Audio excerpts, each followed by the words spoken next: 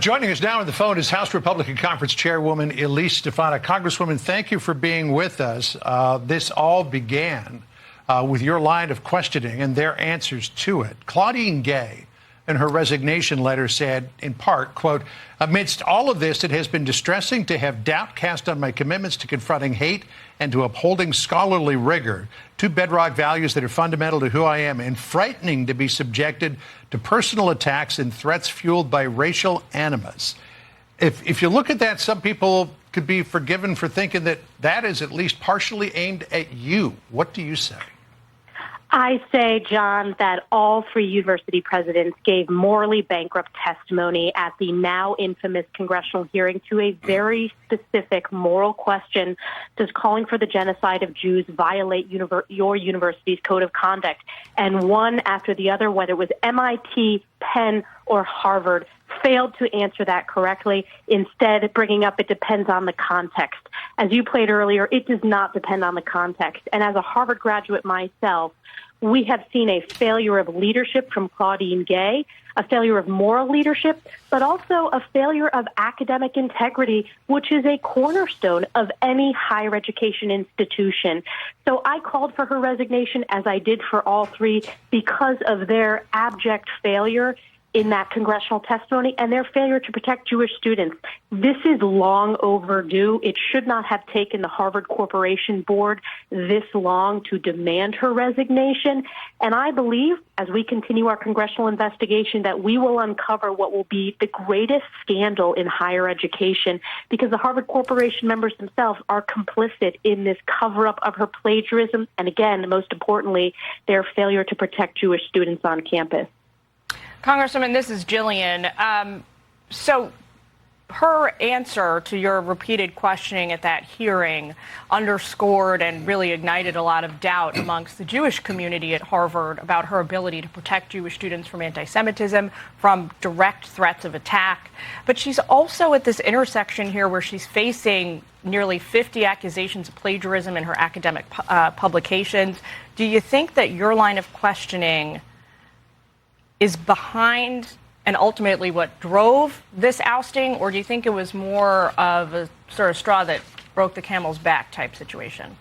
You know, this accountability would not have happened were it not for that congressional hearing. And I think what it forced was greater scrutiny of her position as the president of Harvard.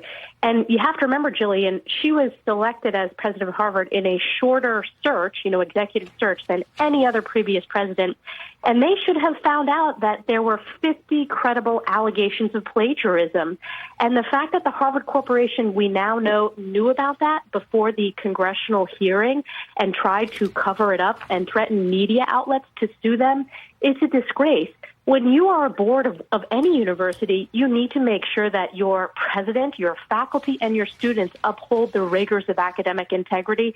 And instead, they wanted to hide this from their students, from their community. So this accountability would not have happened were it not for the very clear moral questions at the hearing. But there were many people who spoke out, and really it was the over 1 billion views because of the pathetic testimony that led to this day.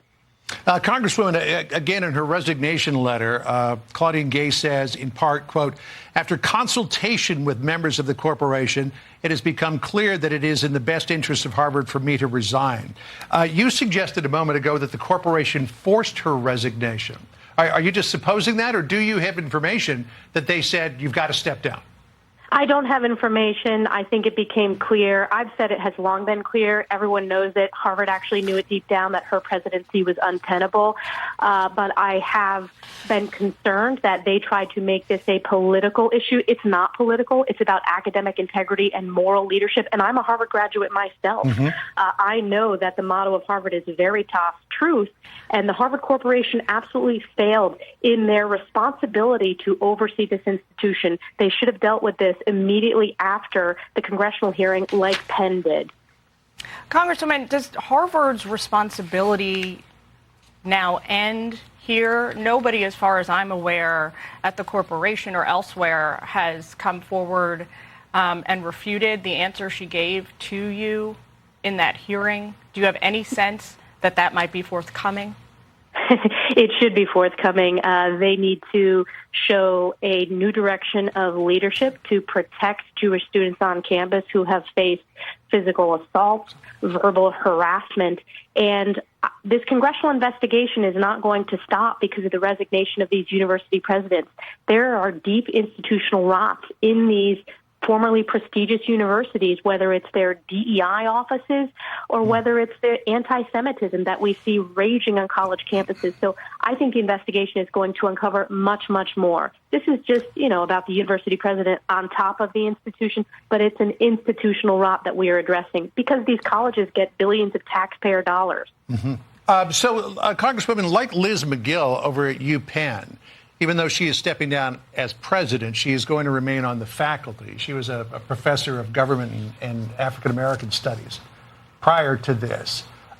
Should she be allowed? I know that she's tenured, and getting rid of a tenured professor is a very difficult proposition. But given the allegations of plagiarism, should she be allowed to stay on the faculty?